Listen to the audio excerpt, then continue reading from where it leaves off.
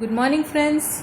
Back again, your friend Sunena Dogra, and we are going to continue with the second point of the sixth chapter, 7th standard, administrative system and architecture during the medieval age. So, in this topic, we are going to learn about the administrative system followed in the villages. Village institutions were very important during the medieval period. The panchayat looked after its administration. The head of the panchayat was called Mukhi or Sarpanch, and he was responsible for protecting and delivering justice to the villagers. His was the final word. तो medieval age में जो गांव थे, जो villages थे, वहाँ पर panchayat used to take care of the administration. जो पंचायत है उनके जो मेंबर्स हैं वो मिलकर जो गांव में कुछ भी गलत हो या फिर गांव में किस तरह से तरक्की करनी है उसका फैसला या फिर उसके जो भी रूल्स एंड रेगुलेशंस हैं वो कौन बनाता था, वो पंचायत बनाती थी. और जो पंचायत के हेड हैं उनको क्या कहा जाता है, मुखी और सरपंच. एंड सरपंच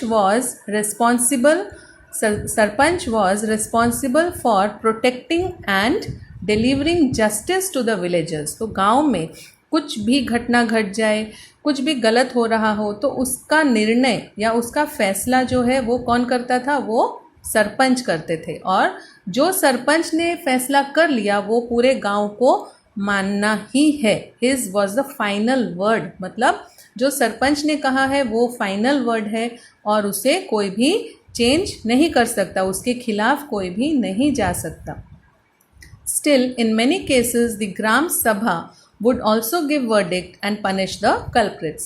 और कुछ गांव में पंचायत के अलावा ग्राम सभा वो भी थी और ग्राम सभा में भी जो चोर हैं या फिर जो कल्प्रिट हैं जिन्होंने गलत काम किया है उनको पनिशमेंट देने का काम करते थे. Even today at the village level, the Gram Panchayat or the elders of the Panchayat provide guidelines to the people. और आज भी जो गांव हैं वहाँ पर आज भी ग्राम पंचायत और जो गांव के बड़े हैं एल्डर्स ऑफ द पंचायत, जो गांव के सरपंच हैं और जो एल्डर्स हैं गांव पंचायत के, वो गाइडलाइन देते हैं लोगों को और उसी तरह से जो गांव के लोग हैं वो अपने काम करते हैं. At that time, land revenue was the main income of the kingdom. Land revenue मतलब लैंड से आने वाला जो टैक्स है वो ही गांव किंगडम का और उस गांव का या उस देश स्टेट का कमाने का ज़रिया था. वहाँ से ही उनको इनकम होती थी. Each kingdom had different ways of collecting land revenue. और हर राज्य में लैंड रेवेन्यू लेने का, जो लैंड के ऊपर टैक्स है उसको लेने का अलग अलग तरीका था. But usually the sixth part of the cultivation was taken as the land revenue. तो फार्मर्स हैं, क्योंकि गांव में ज़्यादातर खेती बाड़ी होती है, तो खेती बाड़ी करके जो भी फार्मर्स हैं उन्होंने एग्रीकल्चर के द्वारा जितना भी कल्टीवेशन किया है, जो एग्रीकल्चर का उन्होंने सीड्स बोए हैं और अनाज उगाया है, उसका सिक्स्थ पार्ट उन्होंने जितना भी उगाया हो उसका सिक्स्थ पार्ट जो है वो लैंड के टैक्स के तौर पर जो राजा हैं उनको देना होता था. Apart from this other taxes were also levied on the people. और सिर्फ लैंड रेवेन्यू ही नहीं, दूसरे टैक्सेस भी लिए जाते थे. Different officers way appointed for different activities. तो हर एक्टिविटी के लिए अलग अलग ऑफिसर्स अपॉइंट किए गए थे जो उस राज्य की या उस गांव की देखभाल करते थे. More over taxes way collected at ports and octroi points. तो जैसे अभी हम लोग कहीं भी बाहर घूमने जाते हैं तो क्या करते हैं, वहाँ टोल टैक्स भरते हैं. ऐसे ही पहले जो टैक्स दिया जाता था वो है ऑक्ट्रॉय पॉइंट्स. तो कुछ कुछ राज्यों की अंदर कुछ सीमाएं बनाई गई थी और उन सीमाओं पर ऑक्ट्रॉय टैक्स दिया जाता था. और जो पोर्ट्स हैं मतलब जो शिप्स आते हैं या फिर जो बोट्स में के द्वारा वाटर वेज को यूज़ करके बिजनेस करते थे, उनको भी पोर्ट में आने जाने के लिए टैक्स देना पड़ता था.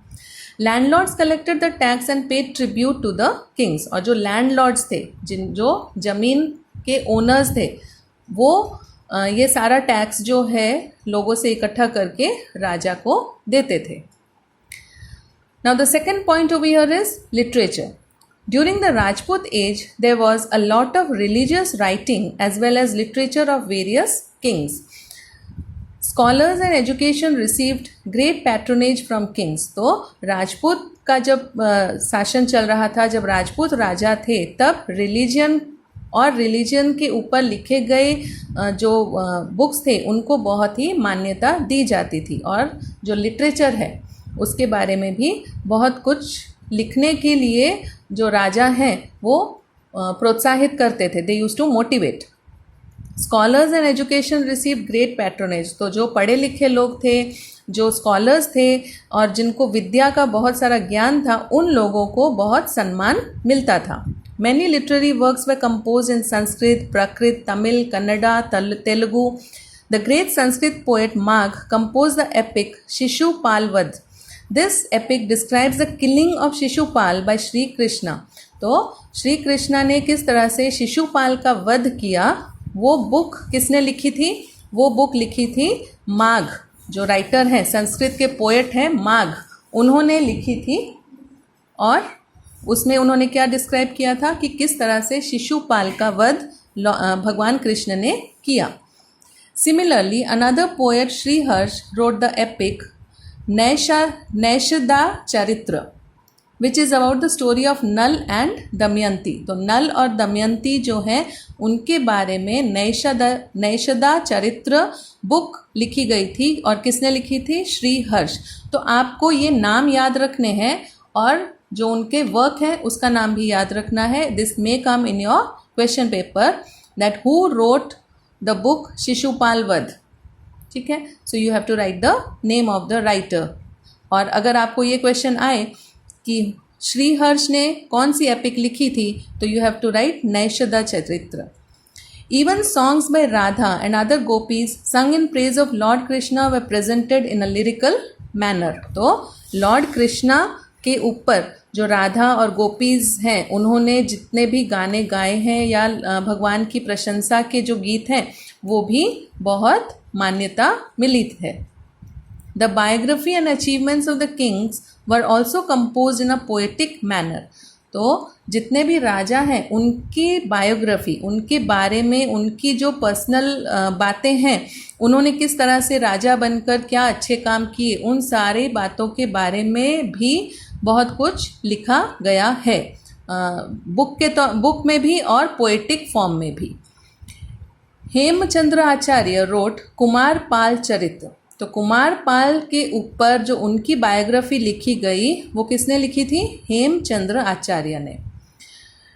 Kumar Pal Charitra is based on the life of the Solanki king of Gujarat Kumar Pal. तो कुमार पाल जो है वो गुजरात के सोलंकी किंग थे और सोलंकी डायनेस्टी में उन्होंने राज किया है गुजरात में. और उनके बारे में कौन सी बुक लिखी गई? कुमार पाल चरित्र. और किसने लिखी? हेमचंद्र आचार्य ने. एंड अ ग्रामर बुक सिद्धिम शब्द धनु शासन. तो ये जो बुक है ग्रामर के ऊपर है, व्याकरण की बुक है, वो भी लिखी गई. As the title indicates the names of king Siddharaj Jaisingh and Hemchandra Acharya are associated with this book. तो किंग सिद्धराज जयसिंह और हेमचंद्र आचार्य का नाम लेकर दोनों के नाम को कंबाइन करके इस बुक को लिखा गया है. This book was considered so important that it was placed on an elephant during a procession in Patan. तो पाटन में इस बुक को एक बहुत ही बड़े प्रोसेशन के साथ निकाला गया और हाथी के ऊपर इस बुक को रखकर पाटन में इस बुक का प्रदर्शन किया गया.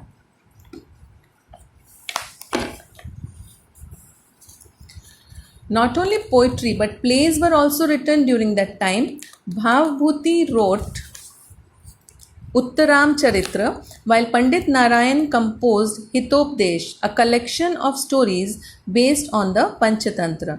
तो पंडित नारायण ने हितोपदेश लिखा और उन्होंने साथ ही साथ पंचतंत्र टेल्स जो हैं उसके बारे में भी उन्होंने लिखा. Either your school or a nearby library must be having books containing collection of stories or folk tales. So there are so many books written over here, as you can see in the columns below. The poet or the author name is there, then the work is given, and what type of stories they have written. Vishakha Dutta ने क्या लिखा है? मुद्र राक्षसा. Then Kalhar has written Raj Tarangini. Bilhan has written Vikramadev Chant. Then Somdev has written Katha Sarit Sagar. Chand Bardai has written Prithviraj Raso. Meru Tunga has written Prabodh चिंता money. तो ये सारे authors और उनकी वर्क के बारे में दिया गया है. Thank you for listening.